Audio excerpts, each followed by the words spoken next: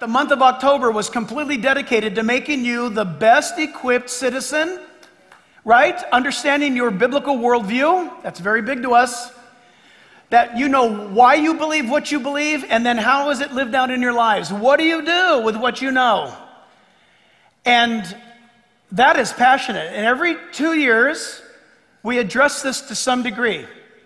And it's been that time of the year again. And come Tuesday, we have prayed, we have scoured the state and beyond, and we have announced a biblical worldview. Now we leave it in the hands of God. After we've done what He's asked us to do, we leave it with Him.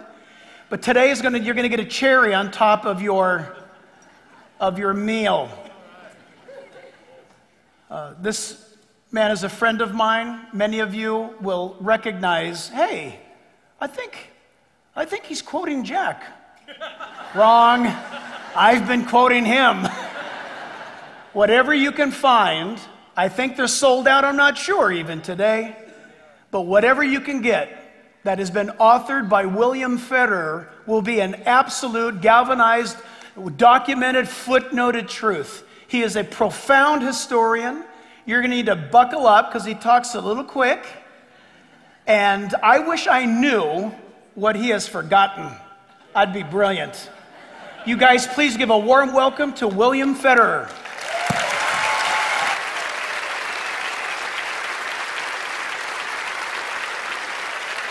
Thank you. God bless you. Well, praise the Lord. Hallelujah. Thank God for Pastor Jack Hibbs and his wife Lisa. Thank God for pastors with backbone right here in California. Well, welcome, Calvary Chapel, Chino Hills. It's an honor for me to be with you. And there's a quote from a historian, Arthur Schlesinger Jr. It's, history is to the nation what memory is to the individual. So have you ever met an individual who has lost their memory? Maybe they have Alzheimer's. It's really sad. They forgot who they are. They forgot who you are. Well, guess what? We have national Alzheimer's. Here we are, the freest country that planet Earth has ever seen, and we forgot who we are. We forgot how we got here. And so hopefully with my talk today, it'll give us a little bit of a memory push and remind us who we are as a country. Well, I did a recent book on socialism, the real history from Plato to the present, and the subtitle is How the Deep State Capitalizes on Crises to Consolidate Control. And with your indulgence, I'm going to go through some of this and draw some spiritual analogies. Plato, 380 BC, in Athens, he writes about an island of Atlantis, this highly structured civilization on an island, very organized, very advanced, and it sinks in the ocean. Now, it's legendary. Did it exist or not? Nobody knows for sure, but Plato thought that it did. And he considered Atlantis an ideal structured society, and he considered democracy an unstructured society. And demos means people, krasi means rule, and so a democracy, the people rule. And the chief characteristic of a democracy is tolerance. Everybody tolerates each other. He calls it the most charming form of government, like an embroidery patchwork with lots of colors, like a bazaar where you can go to a market and you can buy any viewpoint. It's great. And then they tolerate people that are a little bit off. Then they tolerate people that are a lot off. Till finally they're tolerating crooks and crime and fraud and broad daylight looting, and there's all this violence and nobody does anything about it. And convicted criminals are just walking the street and nobody cares about it. And then he says it creeps into their handling of finances, and it's a democracy, and so they vote to spread the city treasury around. Now the treasury's empty. And then they say, where can we get more money? The rich people. So they vote to take the money from the rich people. Now there's no rich people. And then there's a shortage, and they begin to bicker amongst each other. And then he says it creeps into their morality. And the professor wants to be at the level of the student, and the family, the son's disrespectful to the father. And Plato says this, the manner of life is that of Democrats. Now he's describing a democracy. He says, every man does what is right in his own eyes. And he says, the young man passes into freedom and libertinism of useless and unnecessary pleasures. There is no conceivable folly or crime, not accepting incest or any other unnatural union. Yes, that's what he's talking about. He has parted company with all shame. And so what we see is this casting off of morals and restraints has now gotten to the place where there's lawlessness in every area. An interesting study was done by an anthropologist, J.D. Unwin, wrote a book called Sex and Culture in 1934. And he not only studied Athens, but he studied 80 civilizations over 5,000 years. And he found out that loosening of sexual restraints always leads to civilizational decline. He divided it into four, so a nation would go through a period of pain and poverty, maybe a war, maybe a famine, and they make it through and they work hard and they become productive. And then they become protective. And then they become patriotic and they become exploring and innovative and creative. And finally, they become prosperous. And then they want to enjoy it and they become a little pleasure focused. And then they become sexually promiscuous and indulgent and undisciplined and lawless, and they get weakened. And then they get conquered by the next rising civilization that comes along. And so he says that sexual promiscuity always precedes the decline and destruction of a civilization. He even gets into it. He calls it a sexual marketplace. He says if the woman says, if the women in general say nothing happens until there's a commitment, the guy says, well, whatever it takes. and so then they get married, and the next thing they know is there's children. And so the guy wants to be productive and protective of the family. And when all the men become productive and protective, the whole country begins to rise. Rising water floats all boats, right?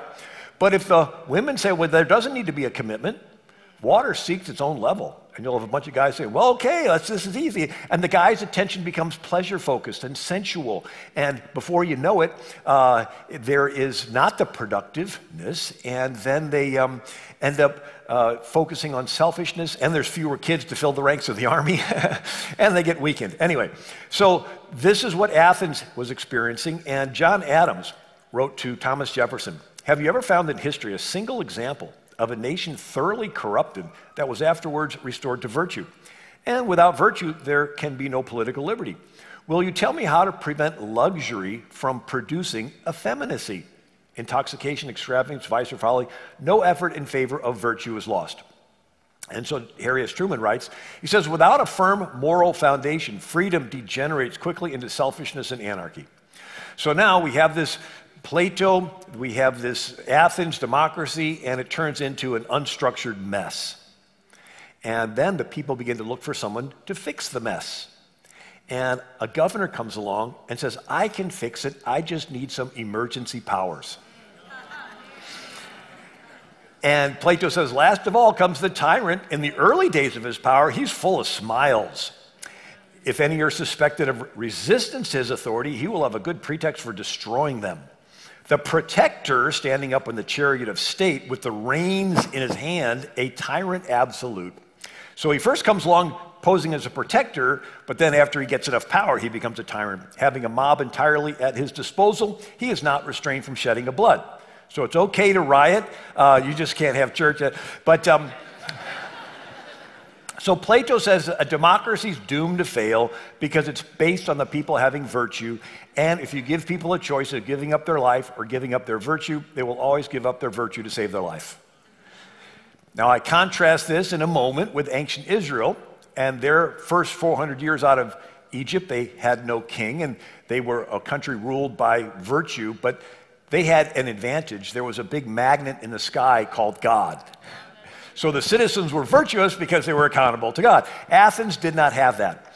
Athens, by Plato's time, had a bunch of fickle Greek deities that nobody believed in anyway. And so Plato says that people really don't have virtue, and this democracy experiment's bound to collapse. He says this, if a truly just man lived, let him die as he lived.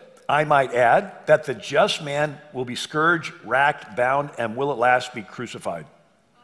He writes this in 380 BC. He says, people really don't have virtue. If anyone was born that really had virtue, the world would crucify him. Isn't that amazing? So Plato, he concluded the best the people can hope for is a nice tyrant. And he called him the head of gold. And his administrators and military, his political crony, enforcer, deep state class, they are the arms and chest of silver. Together they make up the ruling class, and everyone else is the abdomen of iron and bronze. They are the ruled class. So socialism all goes back to Plato. It's a structured socialist society of a ruling class and a ruled class, and there's no middle class, right? Because the middle class has to be eliminated because they're the only ones that can challenge the ruling class. So the ruling class, they're above the law, they're politically connected, and they're supported by the commoners. The ruling class can do things like getting their hair styled when nobody else can.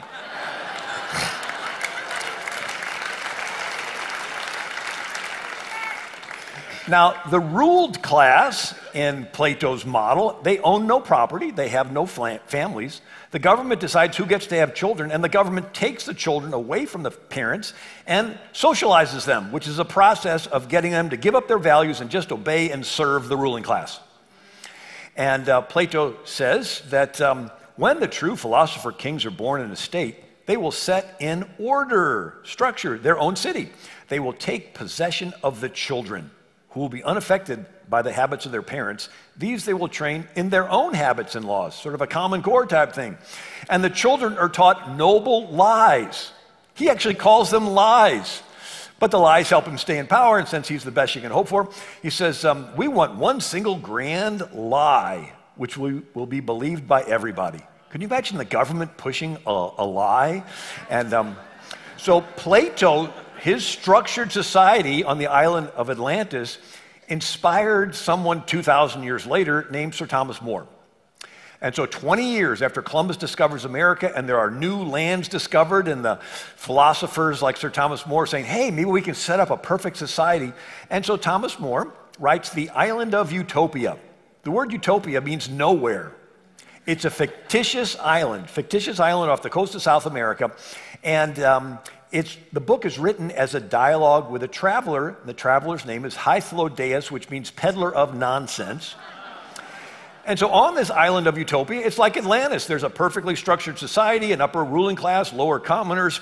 There's free healthcare, free identical clothing. Everyone receives free welfare. There's common meals in a monastic communal dining hall. Everyone lives in identical 3-story houses with no locks on doors. There is no private property. All goods are stored in a communal warehouse. There are no taverns, no alehouses, no coffee houses. There is no places for private gatherings. There is no privacy. Everyone is tracked with an internal passport. The government decides everybody's careers, and there are no families. The government regulates childbearing. This is very similar to China's one-child policy or Planned Parenthood's Margaret Sanger, who said, no woman shall have a legal right to bear a child without a permit. This is utopia. This is this perfectly structured socialist society of a ruling class and a ruled class. Now, Plato's Atlantis, Sir Thomas More wrote this as a veiled jab at King Henry VIII, who was like ruling everybody's lives in a dictatorial way. And sure enough, Henry VIII had Sir Thomas More killed. But a century later, you have Sir Francis Bacon, and he writes in 1626, The New Atlantis. He's directly referencing Plato's Atlantis. And this is a fictitious island in the South Pacific, and highly structured, ruling class, ruled class, a little more scientific, because by this time, the scientific revolution took place with Sir Isaac Newton discovering laws of gravity and laws of planetary motion, laws of optics, and Robert Boyle discovering laws of pressure. And so, but still, the government decides everyone's careers. Someone wrote a satire on this, Jonathan Swift's Gulliver's Travels. Here's a guy washed up on an island, right, of Lilliput, and it's highly structured with this ridiculous ruling class and the ruled class where all their fate's decided by the ruling class. And now why is this important? The Pilgrims. This is the same time they were founding Plymouth.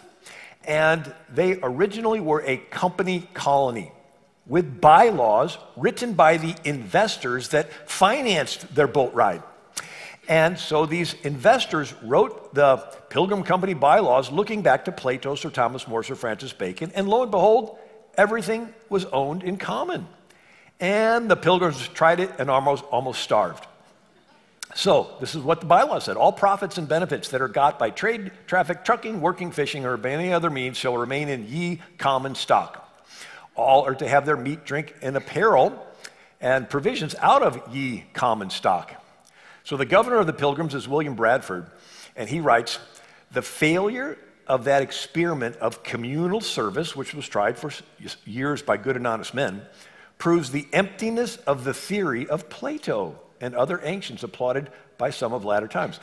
The Pilgrims knew they were trying to live out this theoretical Plato's the Atlantis type of structured society.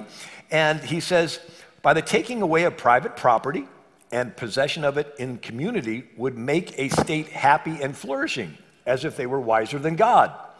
He goes on, for in this instance, community of property was found to breed much confusion and discontent and retard much employment, which would have been to the general benefit. For the young men who were most able and fit for service objected to being forced to spend their time and strength in working for other men's wives and children without recompense.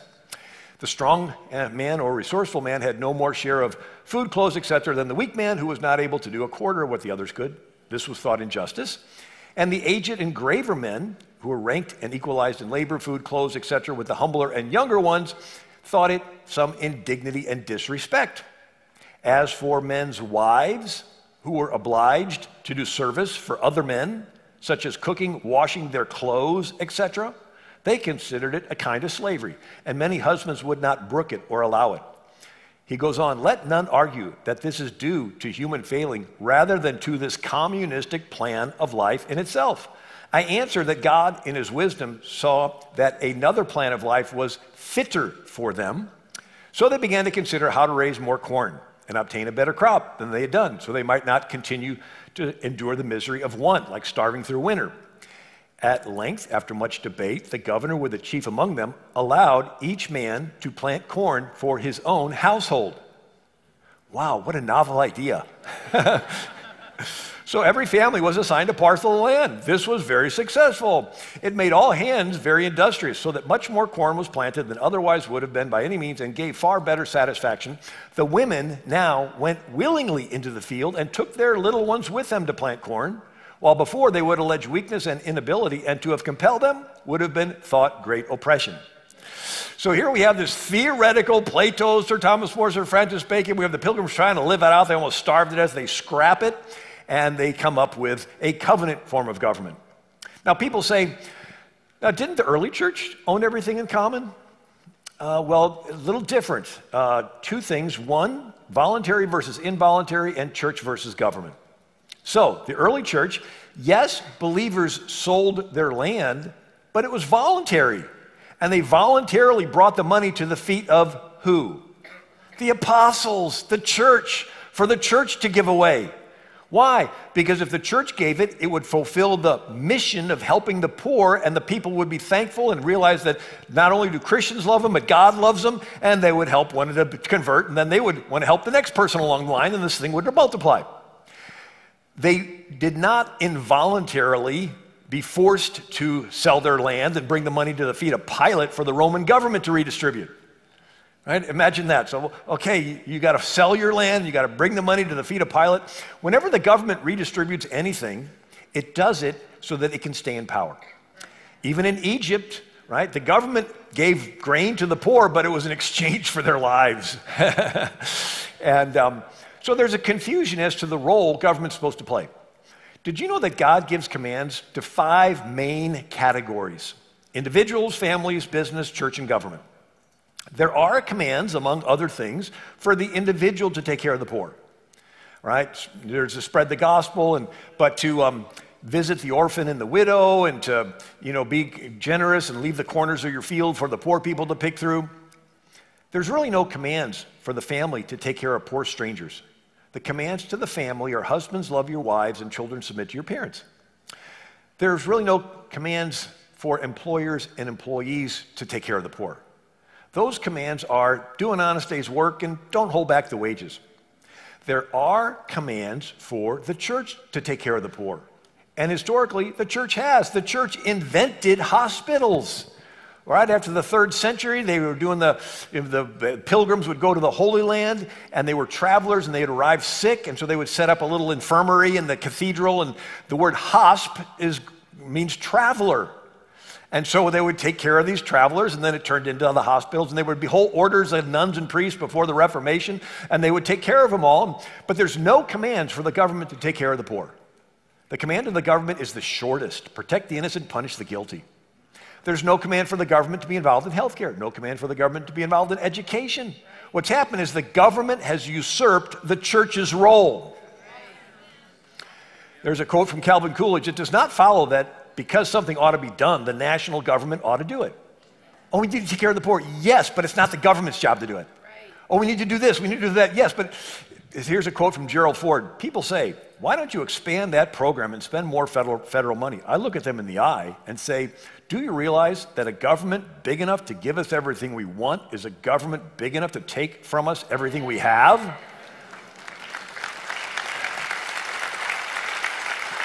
So, the Pilgrims got rid of their company colony and they replaced it with a covenant. Now, what is a covenant? It goes back to the assembly of the Israelites when they came out of Egypt. I do a book where I go through all the world's history. It's called Who is the King? And I document how the most common form of government in world history is a king. Nimrods, Pharaohs, Caesars, Kaisers, Sultans, Tsars. And as the centuries go on, the kingdoms get bigger because with military advancements, you can kill more people.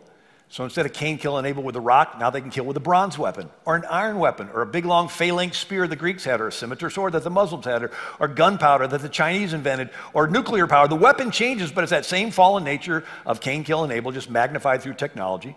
And we see it where you put some kids on a playground, one kid's the bully. You put some junior high girls together, one of them is the diva.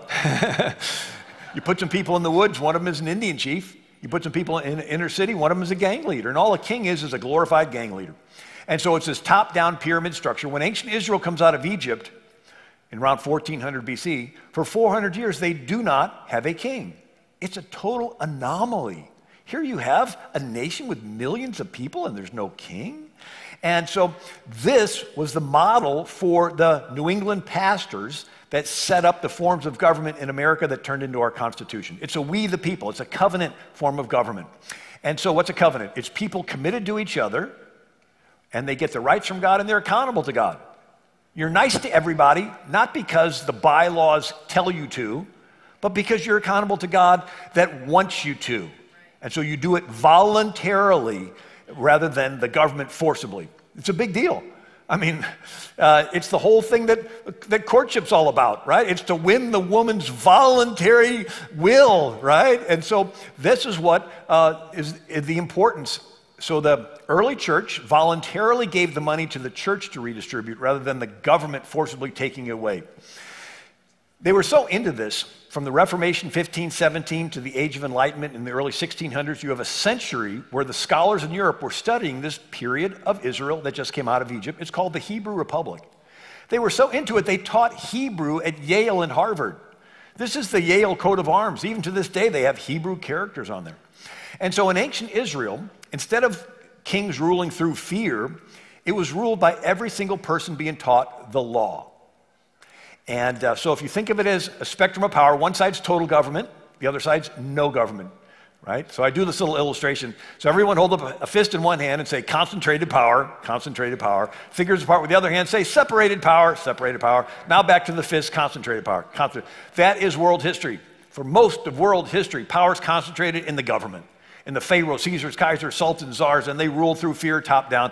Very rarely is power separated into the hands of the people. Little more risk, but a lot more freedom. But in times of panic and crises and chaos, the people freak out and let go, and the rubber band snaps back into the hands of the government. And so, to take the power away from a king and stretch it, no government would be anarchy.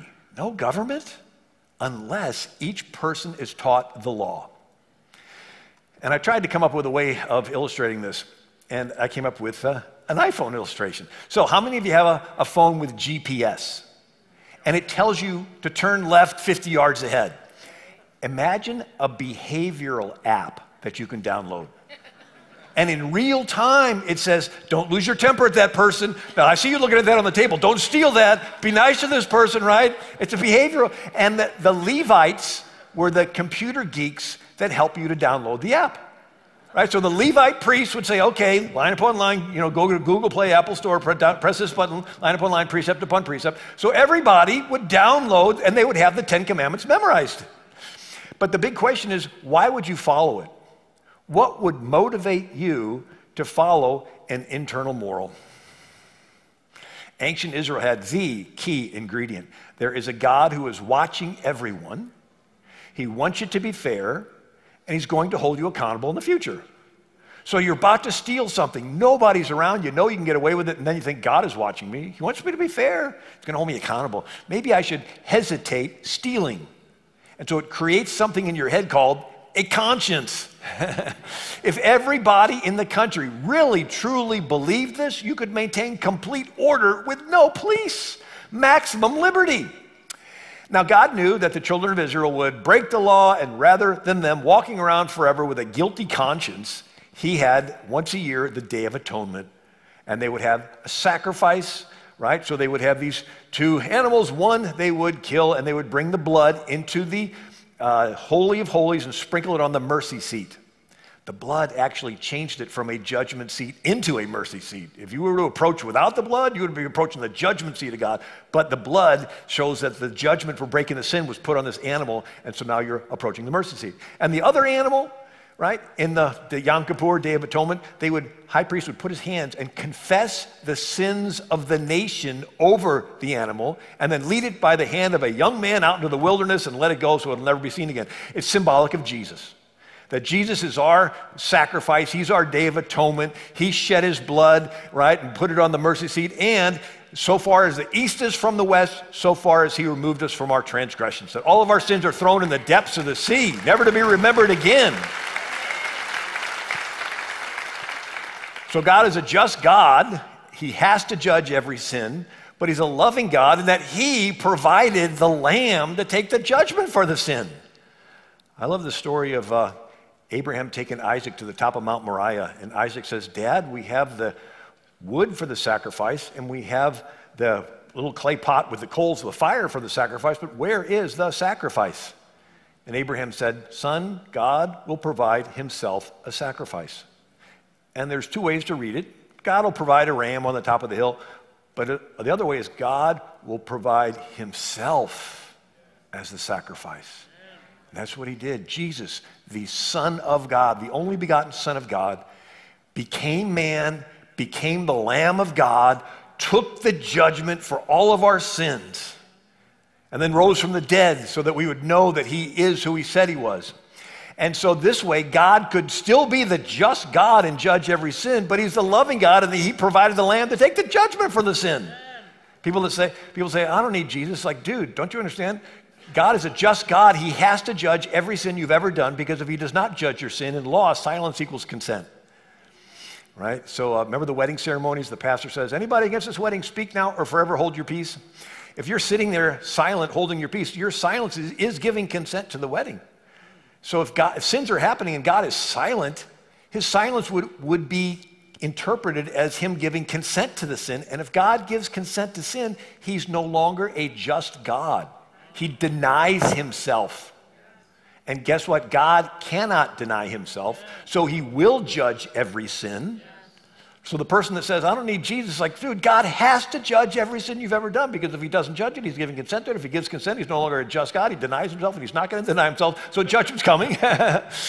So we approach God through the Lamb. And the price has been paid, the judgment, so God's completely just, but he's completely love. Does that make sense?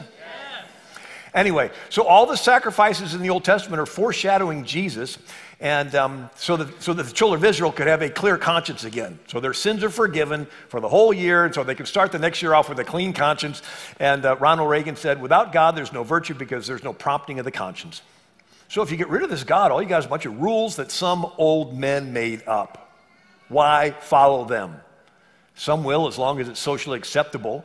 like Plato, they'll be virtuous as long as it's the end thing to be virtuous. But others are going to say, forget this, I'm going to yield to my selfish side. And they're going to start robbing and stealing and killing and looting and smashing windows and setting buildings on fire. And everybody's going to say, we need someone to come along and fix this mess. And that's when you get some King Saul that comes along and usurps power and rules as a tyrant. So what happened with ancient Israel? The priests stopped teaching the law.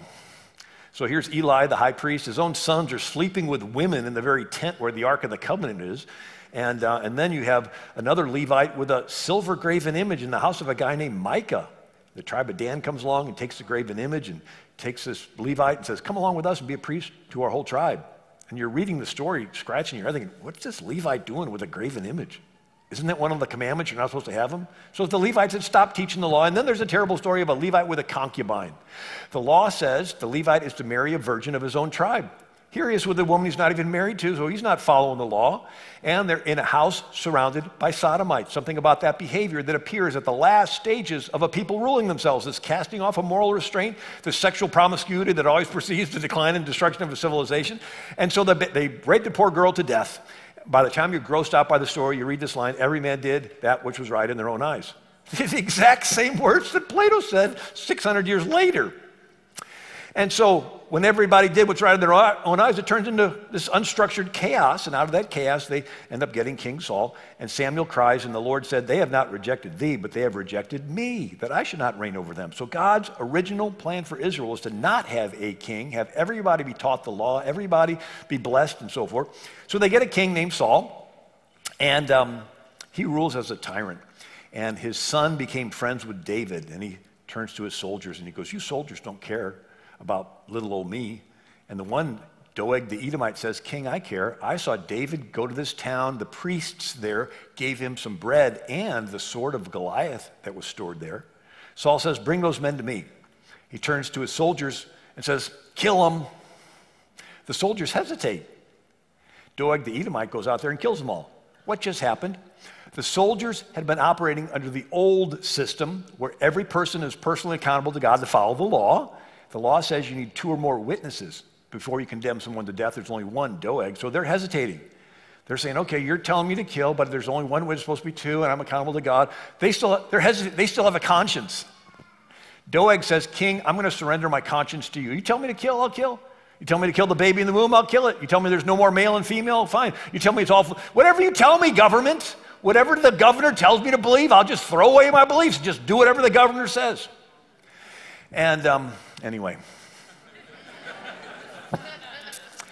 So let's skip forward again and talk about the French Revolution, because every book on socialism goes back to, uses the French Revolution as the model, this violent tearing down of the old order so that you can set up your new socialist, wonderful utopia. And so France helped us during the revolution. In response, they got nothing but debt, and lots of it. And then they had their crops fail. And the people in France said, you know what, if we can just chop off the king's head, all of our problems will be solved. And this Queen Marie Antoinette. Well, they do. It doesn't get any better. So then they chop off the heads of all the royalty. And it doesn't get any better. Then they chop off the heads of the wealthy. You have money. We don't. You're selfish. Doesn't get any better. So then they chop off the heads of all the businessmen and farmers. They got food and supplies. We don't. You're selfish. Then they chop off the heads of the hoarders, the people that have extra food. You got extra. I don't have enough. You're selfish. Then they chopped off the heads of the clergy because they were speaking out against all the head chopping off stuff. And then they chop off the heads of the former revolutionaries, the ones that used to chop off heads but got tired of it. Somehow they're to blame. 30,000 people had their heads chopped off in downtown Paris or died in prison. So the motto of the French Revolution was liberté, égalité, fraternité, which means liberty, equality, fraternity. Sounds good. Fraternity is their word for socialism. It's the group, the collective, right? And equality can be understood 2 ways. In America, equality was equal treatment before the law and equal opportunity. In France, it was everyone having an equal amount of stuff. And if the fraternité, the socialist state, thinks you have too much stuff, it can take away your stuff and kill you. And so while this is going on, the president of Yale, Timothy Dwight, says, about the year 1728, Voltaire, in France, so celebrated for his wit and his hatred of Christianity, formed a systematical design to destroy Christianity and to introduce in its stead a general diffusion of irreligion and atheism. The being of God was denied or ridiculed. The possession of property was pronounced robbery. You got property, you must have stolen. Chastity, natural affection were declared to be nothing more than groundless prejudices. All right, you feel like a girl today, boy tomorrow. Adultery, assassination, poisonings, and other crimes of like infernal nature were taught as lawful, provided the end was good. So if you think your end is good, it's okay for you to loot. The education of youth, books replete with infidelity, irreligion, immorality, and obscenity. So we're back to Plato, wanting to educate the youth. To destroy us, therefore, our enemies must first destroy our Sabbath and seduce us from the house of God, or ban us from going to church. So in France, French Revolution, they just began to destroy their own history. It's a process called deconstruction, and the socialists have developed it, where you speak negatively about the founders of a country, so the people are emotionally detached from them, and then they're open-minded, and then you portray the future positively. It's a sales technique. So if I was a toothpaste salesman, the first thing I do is I tell you negative things about the toothpaste you are currently brushing with. You're still brushing with that old stuff, don't you know it'll eat the enamel off your teeth? You're like, ooh, and you're repulsed by it. Now I have you in the neutral. You're open-minded. What are all the toothpastes out there? Then I give you my push for this brand new tartar-controlled breath freshener toothpaste. So it's a drive neutral reverse. It's sort of a gene replacement therapy for a culture. So they go into the classrooms and they tell the kids negative things about the founding fathers. They took land from India and sold people into slavery. They were chauvinists. Ooh, the students are repulsed by them. Now you got the kids into a neutral. They're open-minded. And what are all the belief systems out there? Then you give them your push for socialism or LGBT or Islam. This happened in Europe. It went from a Judeo-Christian Europe with Catholic cathedrals, Protestant Reformation, and Jewish neighborhoods to a secular Europe with the French Revolution, free sex, anything goes, and then it's now turning into a Sharia and socialist Europe, with Muhammad being the #1 name for newborns. And so Carl Sandburg, a poet, said, when a nation goes down, one condition may always be found: they forgot where they came from. Now, in Western civilization, we have a Judeo-Christian past, but in China, during the Warring States period, 3rd century BC, about a half a dozen kingdoms were fighting. One won. The head of it was Qin Shi Huangdi, and he unified China, and he was criticized for doing things differently than they had been done previously. And he decided to destroy all the records of how things were done previously, and so he wouldn't be criticized. And so the basic annals of the first emperor Qin reported his chancellor Li Si, 213 BC, I, your servant, propose that all historians' records, other than those of Qin's, be burned. If anyone under heaven has copies of the classics of history, they shall deliver them to the governor for burning. Anyone who dares discuss the classics of history shall be publicly executed. Anyone who uses history to criticize the present shall have his family executed. Anyone who has failed to burn the books after 30 days of this announcement shall be sent to build the Great Wall.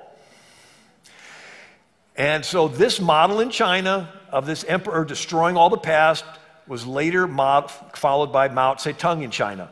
In the 1960s, he had a cultural revolution, not just a revolution, he wanted to destroy their Chinese culture.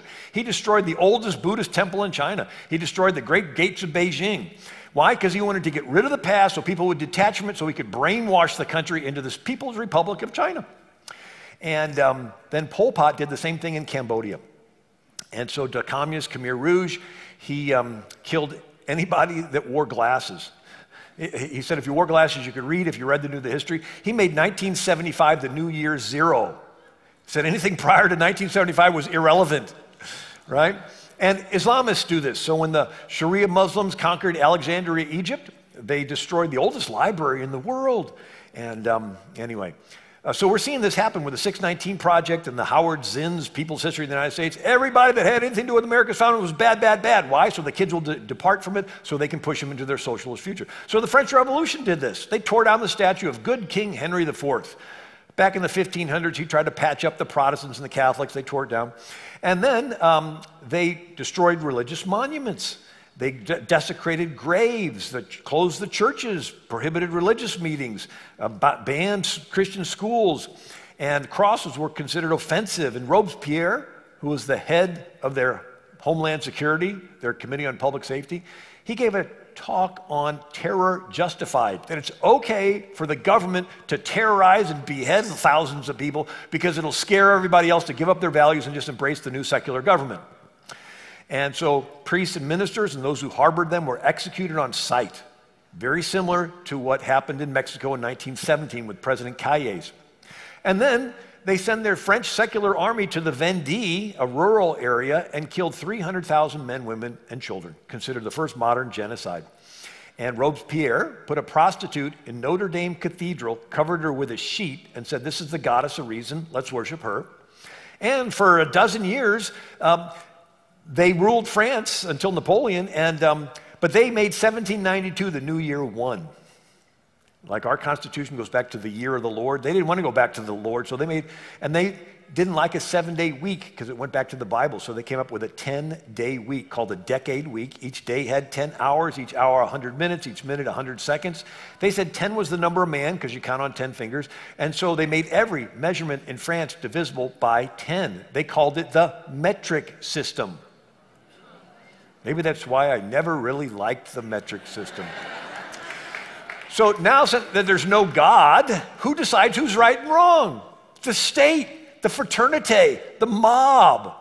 And so democracy without morals and virtue ends in this chaos, and out of this chaos, you get Napoleon. And Napoleon conquers Europe. And so what happened? Let's go through this. We have the Pilgrims had a covenant where they get rights from God, accountable to God. In the next century after the Pilgrims, you have the Age of Enlightenment, and covenant turns into social contract. And it's just people in agreement with each other with a distant God. What's that? Again, scientific revolution. If God's there, he made laws. Like, there's laws of gravity and laws of planetary motion. So they said maybe like a guy makes a clock, winds it up, and sets it on a shelf. So God made these laws, and if he's out there, he's not involved. He's distant and impersonal. Well, in the next century, social contract, Age of Enlightenment, turns into the French Revolution with no God. And in the next century, it turns into Marxism and socialism, where the state is God. You get your rights from the state, you're accountable to the state. And Hegel, who was a German philosopher at the University of Berlin, he says, the state is God walking on earth. We must worship the state. All the worth which the human being possesses, he possesses only through the state. Rousseau, who wrote The Social Contract, says, when the state says to a citizen, it is expedient for the state that you should die, he ought to die, because his life is a gift made conditionally by the state. So it's serious. Once you get rid of God, this is what happens. And so in the Nazis, 100 years later in Germany, it says, the Nazi Ministry of Justice authorized physicians to end the sufferings of incurable patient. No life still valuable to the state will be wantonly destroyed.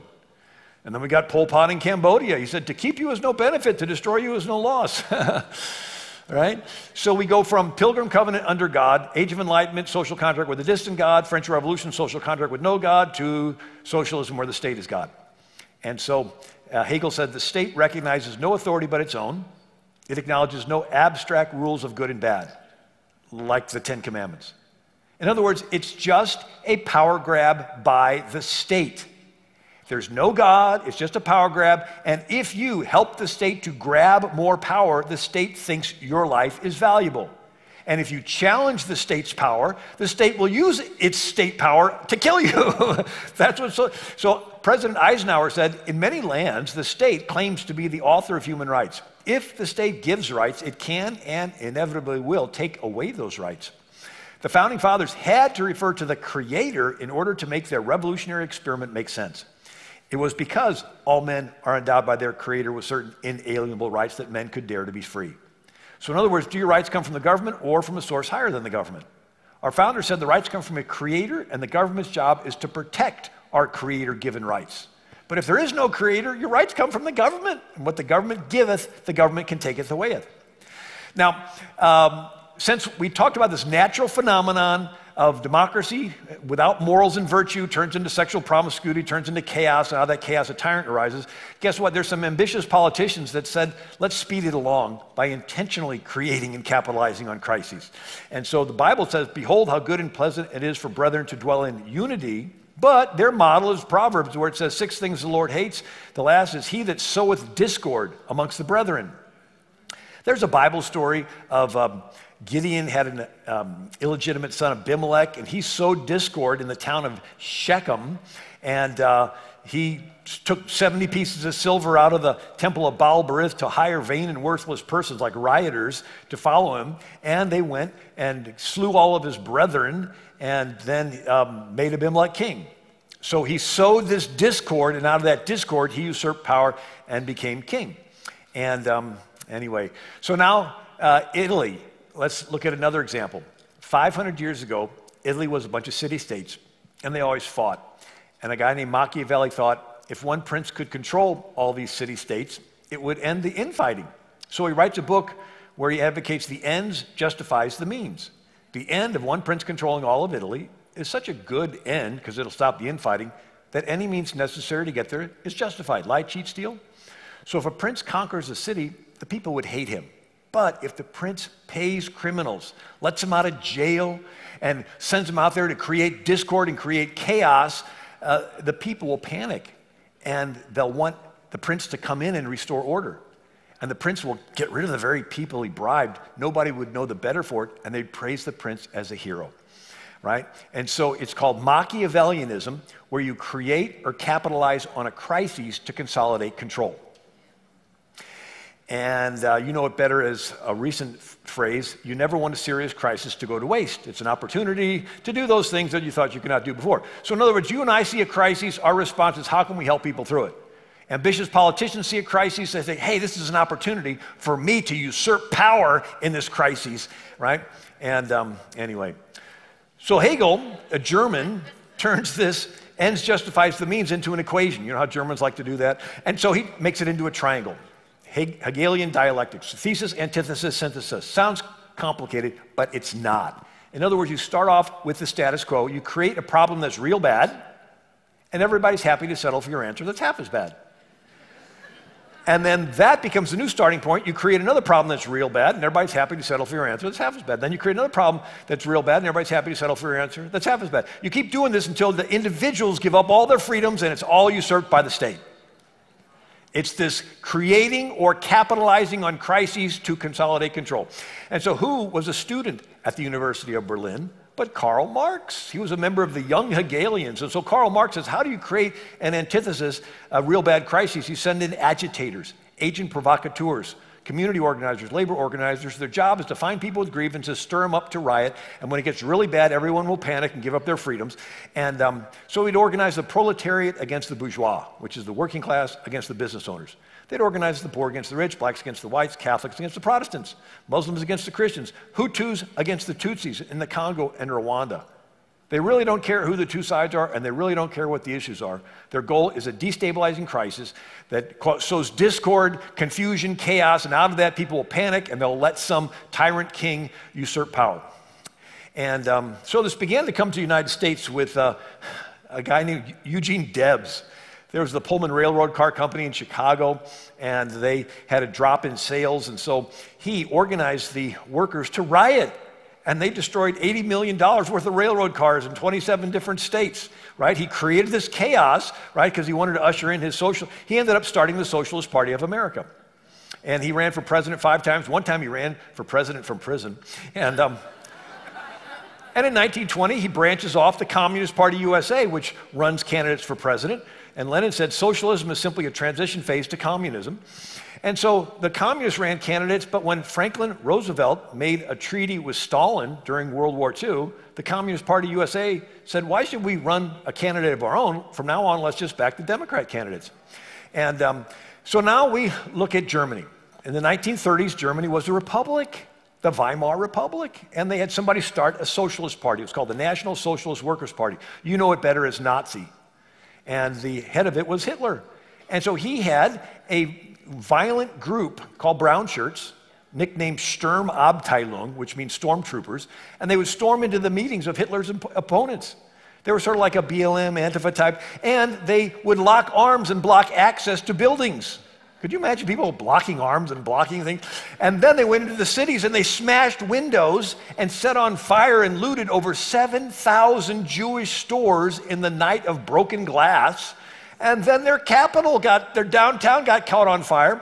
And in this confusion, right, so you got a democracy, a republic, the Weimar Republic, and in this confusion, Hitler seizes power, rounds up his political enemies and kills them, and he's now established as a dictator, right? And so after World War II, Britain, Germany, France give up their former colonies. And these colonies form brand new countries with brand new leaders. It's a perfect world, except the Soviet Union decides it wants to export communism. And so they would send KGB agents into these brand new countries, Estonia, Latvia, Yugoslavia, Hungary, Romania, Czechoslovakia. And what would they do? They would find people with grievances.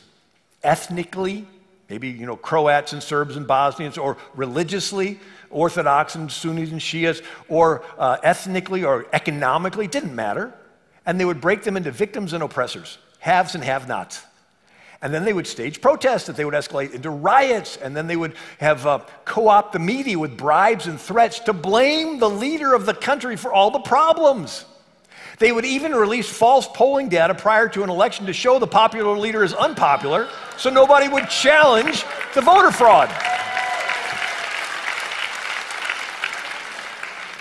So 45 countries fell to communism this way. And Truman does nothing. He thinks the United Nations he helped start would bring world peace. But Eisenhower's the next president. And Eisenhower's faced with a dilemma. He can sit back and do nothing and let the Soviets take over, or he can counter fire with fire. So Iran sides with the Soviet Union and nationalizes their oil industry. And you think, well, big deal. Well, wait a second. Britain has no oil. In 1908, they formed the Anglo-Iranian Oil Company. You know it better as BP. Right? So British Petroleum is really the Anglo-Iranian Oil Company, and when Iran nationalizes it, Britain has no oil, so they appeal to Eisenhower, and Eisenhower approves the first CIA operation to overthrow a country's leader. And it's called Operation Ajax.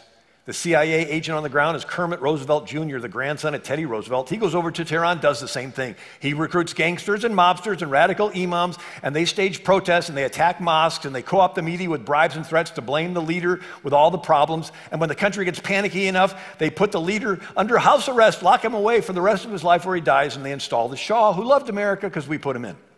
And the CIA did the same thing in Guatemala in 1954, the Congo 1960, Dominican Republic, Vietnam, Chile 1973, and the KGB did the same thing, with Brezhnev helping Yasser Arafat to start the PLO, and Brezhnev hugging Castro to take over Cuba, and taking over countries Latin, South America, Africa, and the Chinese and the Far East. This is called the Cold War. And Chris Matthews, MSNBC, I remember the Cold War. I've seen what socialism is like, and I don't like it, okay? It's not only not free, it doesn't work. I believe if Castro and the Reds would have won, there would have been executions in Central Park. Matter of fact, Castro had a killer man named Che Guevara. And Che Guevara says, we executed many people by firing squad without knowing if they were fully guilty. I'd like to confess, I discovered I really like killing. And then Che Guevara says, blind hate against the enemy creates a forceful impulse that cracks the boundaries of human limitations, transforming the soldier into an effective, selective, and cold killing machine. A people without hate cannot triumph. Gee, this is a little different than the gospel. The gospel talks about loving people and forgiving people, and they're like, we want to stir up hate and violence and discord. And they also want to get rid of the middle class. What's that? So Karl Marx, Frederick Engels writes the Communist Manifesto, and they say this, they are alchemists of the revolution. Their business consisting of spurring it into artificial crises. Every new crisis must be more serious and universal than the last. Every fresh slump must ruin more small capitalists. This will increase the number of the unemployed, and in the end, a commercial crisis will lead to a social revolution. Could you imagine that, wanting intentionally to put out of business more small capitalists? And so whoever's president when there's an economic collapse gets voted out, like Herbert Hoover. And anyway, so they also want to infiltrate the churches. So in 1980, there's a communist defector named Yuri Bezmenov, and he comes to the United States and he says that people think of KGB like James Bond. He goes, no. He says, our job was to identify the public opinion molders in a country. In other words, America won a two-front war. They cannot defeat us on the battlefield. Their goal is to rot us from within. Sort of like climbing a tree and you put your foot on a branch and it's nice and hard, but if you put on a branch that's rotten, it breaks off. So they wanted, and he says it's a 20-year period where they would infiltrate the public opinion molders of a country, media, education, and the pulpit. And they would push a pro-Soviet message and a hate America message, and then they would have a 3-year period of destabilizing where you'd have the country financially spend irresponsibly and get in debt. And then they would have a 6-month period where they have a crisis, they blow out of proportion, get the whole country to panic, and then they would do their coup and then get people normalized, used to the new, having giving up their freedoms. But this infiltrating of the church, Congressman Albert Herlong in 1963 read into the congressional record their goals, and one of the goals was infiltrate the churches, replace revealed religion with social religion, discredit the Bible. Now, a black man in New York became a communist, and his name was Manning Johnson. He, after 10 years, left and realized they didn't want to help his community. They just wanted to stir up crisis. And so he gives testimony before the U.S. Congress, and he writes a book. Teddy Roosevelt's son, Archibald Roosevelt, writes the foreword to the book. And he talks about them infiltrating the churches. He says they tried to do what they did in the Soviet Union, getting them to spit on Bibles and step on them. And he says, but in America, the minority communities were so attached to the Bible. But he says they came in to switch the gospel message. And he says their new line went like this: Jesus, the carpenter, was a worker like the communists. He was against the money changers, the capitalists, the exploiters of the day. That is why he drove them from the temple. Communists are the modern day fighters against capitalists and money changers. If Jesus were living today, he would be persecuted like communists. So forget the fact that we're all sinners bound to hell and God sent his only begotten son, Jesus, to die on the cross to pay for our sins. Right? Forget the gospel. They just turned Jesus into a Palestinian activist. And they've been successful in pushing this social justice gospel and so forth. Alexander Solzhenitsyn, 1975, said, I call upon America to be more careful with its trust. Prevent those from falsely using the struggle for social justice to lead you down a false road. So we're talking about creating crisis. And so there was a guy in Chicago named Saul Alinsky. He rode around with Al Capone's hitman, Frank Nitti, and saw how all he had to do was kill a few people in Chicago, smash a few windows, the whole neighborhood would panic and agree to pay the mob protection money. So Saul Alinsky applied it to politics and says the community organizer's job, first step in community organizing, is community disorganizing, disruption. He says the organizer's first job is to create the issues or the problem. The organizer must first rub raw the resentments of the people of the community. An organizer must stir up dissatisfaction and discontent, fan the latent hostilities of many of the people to the point of overt expression. The organizer polarizes the issue, lead his forces into conflict. He must search out controversy, for unless there is controversy, the people are not concerned enough to act. Intentionally stirring up neighborhood panic and crises so that people would surrender their freedoms and pay the mob or, support some politician. Did you know he writes this in the front of his book? Lest we forget at least an over-the-shoulder acknowledgement to the first radical known to man who rebelled against the establishment, did it so effectively he at least won his own kingdom, Lucifer. You can buy a copy of the book, it's in there. And what was Lucifer's plan? It was sowing division. So we see these riots and so forth all across America. Now what's the COVID response? First response was let criminals out of jail. I mean, who does that? And then crime goes up, duh. We got more violence, more chaos in the city. And then some people move out of the big city. Who? Well, maybe those with families. So pro-family people move out. And so who's left in the city? Maybe those dependent on entitlements. Right? Well, the pro-family people usually belong to one political party, and the other ones belong to a different party. And then you close businesses and vandalize businesses, and so pro-business people move out of the city. And then churches are shut down where conservatives gather, and then schools are closed where high school and college students indoctrinated with hate America are available to riot. But the net response of the COVID was more people of one political party move out of the city, leaving the other party in monopoly control of city politics. And in election years, whoever wins the big city wins the state. Whoever wins the state gets all the electoral votes for the state, and the president is elected by electoral votes. There's a clear political advantage to one party, but the COVID response and violence going up. Anyway, I just thought I'd come and give you a little encouragement today, and,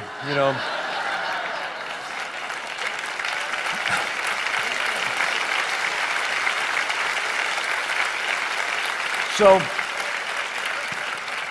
I'm a big picture type of guy. And so if you look at most of world history, from Nimrod Tower of Babel to Assyria's, to the pharaohs, to Chinese emperors and Cyrus of Persia and Alexander the Great and India's Chandragupta and Augustus Caesar and Attila the Hun and Genghis Khan. You go through all the world history and it's top-down kings. It's this ruling class, and if you're friends with the insiders, you get the favors, you get to live, and if you're not, then you just serve the state. And why is America unique? It's a polarity change in the flow of power. Instead of top down, it's ruled bottom up. It's ruled by we the people. It's the difference between a dead pyramid and a living tree, where every root and every capillary root sucks in nutrients every single citizen needs to be involved to keep this living thing alive. So, who's the king in America? Signer of the Constitution, Gouverneur Morris said the magistrate is not the king, the people are the king. Chief Justice John Jay, the people are the sovereign of this country. Signer of the Constitution, James Wilson, sovereignty resides in the people. They've not parted with it. Lincoln, the people of these United States are the rightful masters of both Congresses and courts. I love this quote from Grover Cleveland. The sovereignty of 60 millions of free people is the working out of the divine right of man to govern himself, a manifestation of God's plan concerning the human race. So who's the king in America? We are. All right? The word citizen is Greek. It means co-ruler or co-king. You are a citizen of America. You are a co-king of America. Right? The politicians are your servants. You vote them in, you vote them out.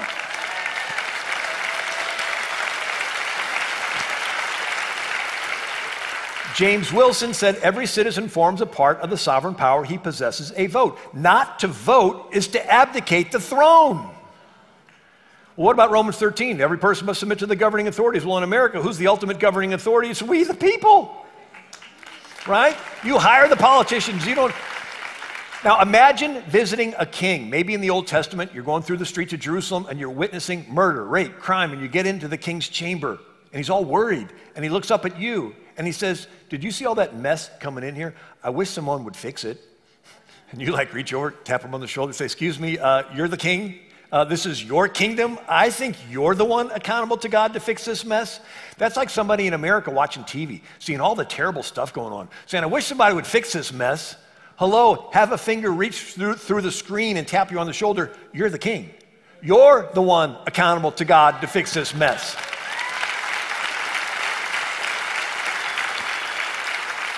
Some people may say, well, I need somebody to tell me what to do. Since when does the king sit on his throne and say, can somebody tell me what I'm supposed to do? Hey, butler, come here. What am I supposed to do? No, it's your job to get educated on the issues, seek God's will, and you tell your representatives what needs to happen. You are the king.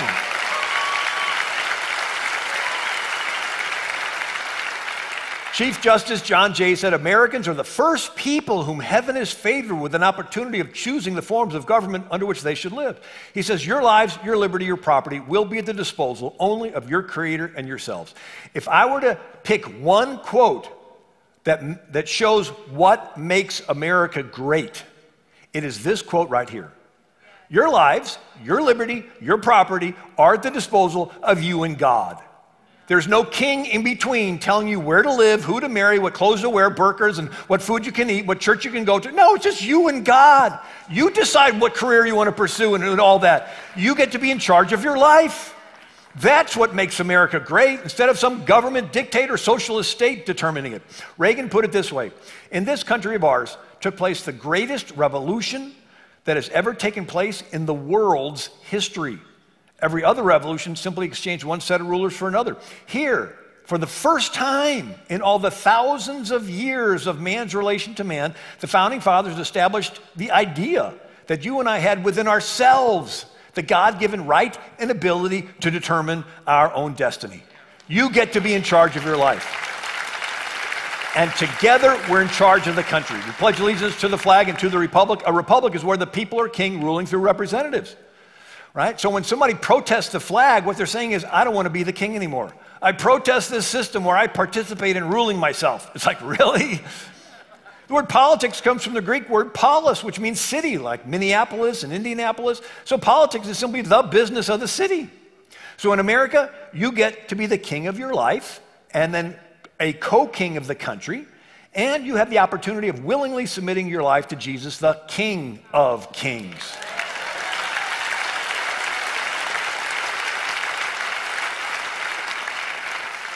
It says in Psalms 110, thy people shall be willing in the day of his power. So he's not forcing you from the top down. He's voluntarily giving you the choice. See, it's all based on love, right? God loves you. He wants you to love him back. Doesn't need your love, but he wants your love. But love, by definition, must be voluntary. The moment he would force it, he would know he's forcing it, and he would know your response is not really love because he forced it. So he is hiding himself behind creation Because if he ever revealed himself, he is so awesome, we'd all instinctively fall on our face and worship him. And he wouldn't know if you're worshiping him just because he's awesome or if you're worshiping him because you really love him. I tell my son, I said, imagine there's a billionaire son, he goes to college, driving his fancy Jaguar, he got all those fancy clothes, and every girl's gonna want to get to meet him, right? And he's not gonna know if they're gonna really love him for him or if they're loving him because of all of his stuff. So what if he lays aside all that wealth and he comes to earth in the holes in his jeans and really poor, maybe driving up with some clunker car, and all the uppity girls are going to ignore him. But then he meets somebody, and they like studying together in the library, and they fall in love, and then he says, hey, I want to take you back to meet my dad. And they're like driving up to this mansion. He's like, whoa. So Jesus laid aside all of his divinity, came to earth humble as a man. So why? So that the only ones that would love him are the ones that love him for him, right? And so Jesus Christ made us kings and priests unto the Father. And so he's the King of Kings, and we get this choice of voluntarily casting our crowns before him. So the last thought is, if the people are the king, who are the counselors to the king? And I know I'm over time. I apologize. I'll try to,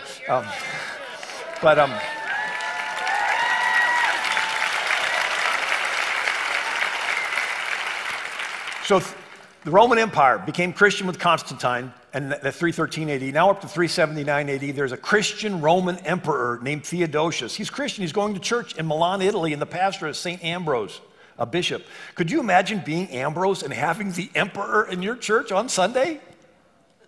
Guess what? That is exactly what we have in America. The majority of the people in America identify themselves as Christian. The people are the king. The majority of the people are Christian. They go to church or they watch online, but they look up to their pastors. And so the pastors, in a sense, are counselors to the king. Right. Now, in 1965, the country was 69% Protestant, 24% Catholic, 3% Jewish, so 96% believed in the Bible, but it's been going down, down, down, down. But we still have 65% of the country that identify as Christian. And so the people are the king, the majority of the people are Christian, and they're looking up to their pastors. And there's two kinds of pastors. One tells the king to stay asleep, and the other tells the king to wake up. If you saw the movie The Lord of the Rings, I love this scene. It's a King Theoden. He has a spell cast on him. He's decrepit. He's got this. And there's two counselors in the scene. One is this greasy, ugly guy named Wormtongue, and he's telling the king to stay asleep. Don't wake up. Don't get involved. Yeah, your country's going down the drain, but just sleep a little longer, and it's all going to be over. And there's another counselor to the king, and his name is Gandalf.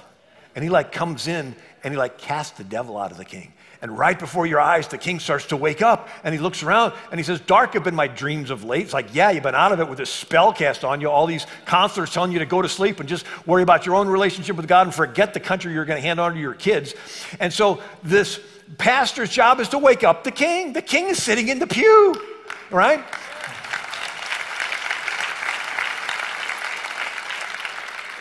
And so you have the two types of pastors. One tells the king to go to sleep, and another set of pastors, like Pastor Jack Hibbs, throws ice water on their congregation and says, wake up. You don't just have the right to vote in America, you're going to be held accountable to God for what happens in America. So people say, the most important thing is to bring people to Christ. I agree with you. But the second most important thing is to preserve the freedom to do the most important thing. If you're really convinced the gospel is the answer, you're going to be involved wanting to keep the churches open so you can preach the gospel. Martin Luther King Jr. says the church is the conscience of the state.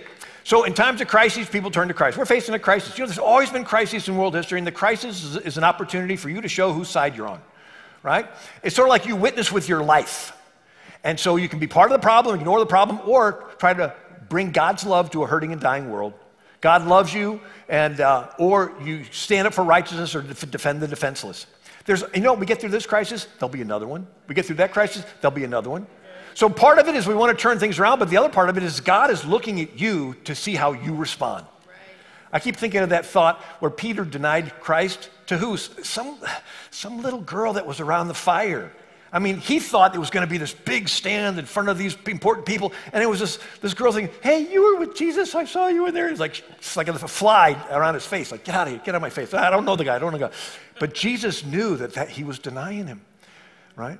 And so we go through situations where the Lord is watching. And I tell people it's like a guy, that shows his wife he loves her through his words and his actions. So in times of crisis, people turn to Christ, and it's in times of crisis that leaders rise up. So, you know, someday you'll be dead. It's a nice way to end a Sunday morning talk.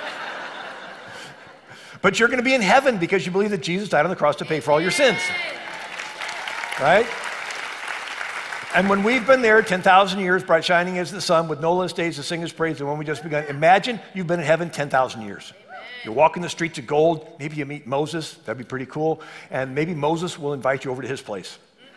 I don't know what it's like in heaven, but Jesus did say, in my Father's house there are many mansions. I bet Moses will have a pretty nice place.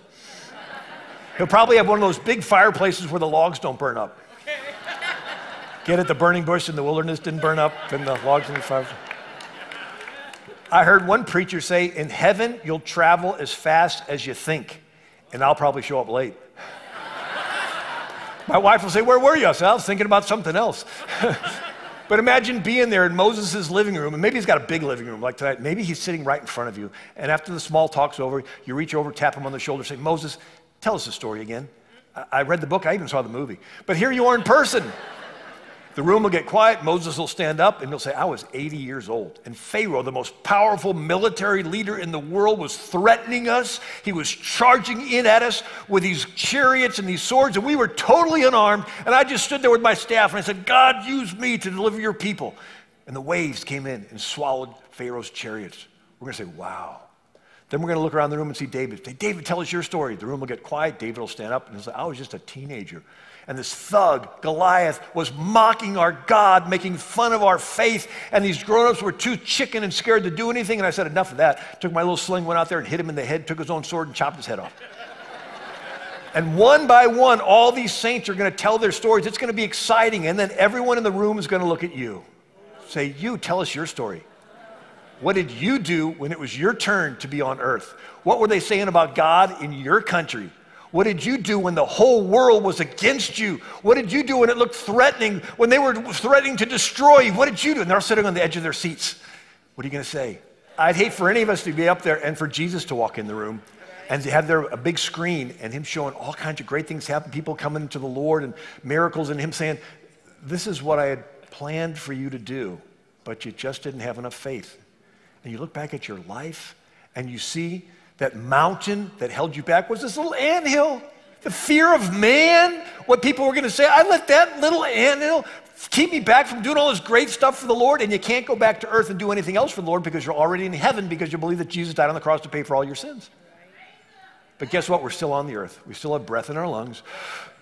We still have feet that trod the soil. You still can do those things you'll be known for forever. You know, it's like a basketball game, and Jesus is the coach, and you're on the bench, and he comes up to you, and he slaps you on the back, and he says, okay, it's your turn, get in the game. And you're like, but coach, they're playing really tough out there. Yeah, I know, it's your turn, get in the game. It's like, but coach, look, somebody just got knocked down, coach. He goes, yeah, you're 7 feet tall. They are 4 feet tall. You can do this. Greater is he that's in you than he that's in the world. God bless you. Thank you. Thanks for watching the Real Life YouTube channel. We love bringing you content that will help you grow in your relationship with Jesus Christ. You can subscribe to this channel so that you don't miss one single video or live stream, and you can share it with friends and family. If you'd like to support this ministry by helping us reach others, by taking the gospel and the teaching around the world, you can do so by clicking the Give Now button. So thanks again for watching, and God bless.